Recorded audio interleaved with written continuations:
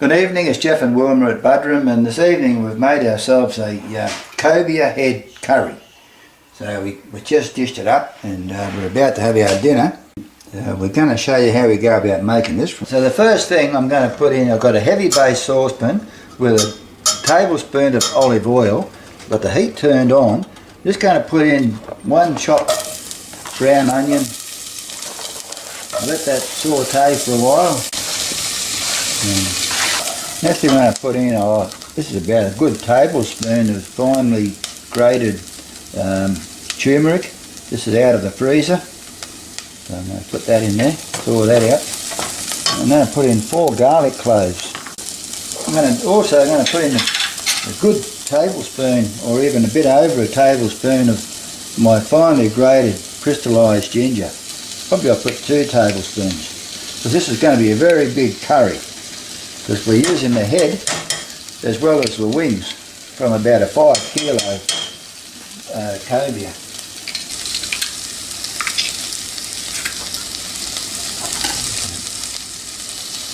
I'll let all that saute and cook. The next thing I'm going to add is 2 teaspoons of this Shan meat and vegetable curry mix. Now we've got this from an Indian spice shop. I'm also going to add because it's such a big curry, probably close to a teaspoon of my sea salt. Saute all that for about a minute. Right, the next thing I'm going to put in is a good coffee cup of coconut cream. Actually, this is a light coconut cream, this one. Look at that. It's beautiful. Looking fantastic.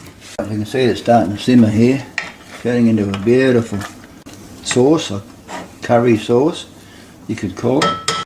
Got this cobia head from my last fishing trip. I've removed any scales that was on it, and this is off a fish that was about 5 kilos, so he doesn't even want to fit in the saucepan, so I'll have to let him, maybe I'll try a different approach. So I've got the 2 wings, they've been skinned, or no scales on them, and I'm just going to put them in there. And I just want to point out that I've removed the gills and I've cleaned away all the blood from around the backbone. And I'm just going to let him slowly simmer down, and then eventually I'll be able to put the lid on. So I'll turn the heat down. So what I'm going to add to this is a half a cup of sultanas. I've also got about half a cup of raw cashews that have been sliced in half. So I'm just going to add these to it. You get a lot of juice comes out of the head, so that's just going to make liquid as it cooks down. So he's not ready to go on properly yet. I just want to see the progress on this cobia. Have a look at the liquid that it's made. That's more than I actually realised. So what I'm going to do is just turn it over, and as you can see, the eyes have it. You just focus on that, wouldn't it? So I might have that one. You can have the other one. Oh gee, thanks.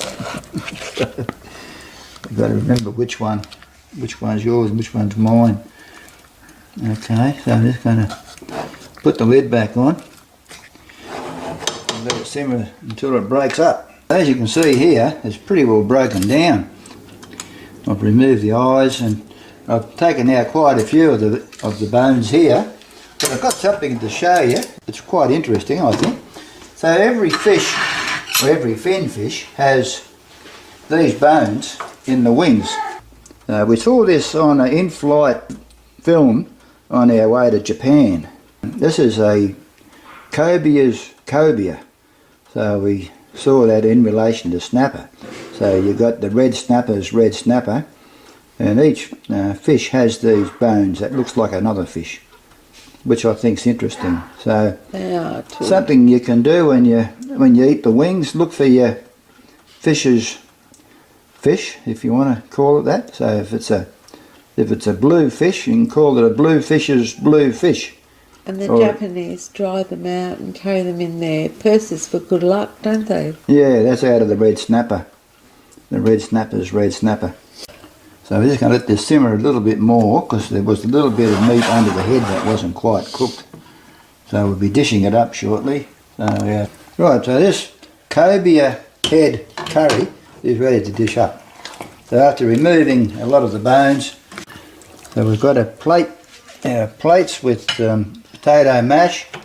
I'm just going to dish it up on the bed of potato mash. We're going to enjoy this.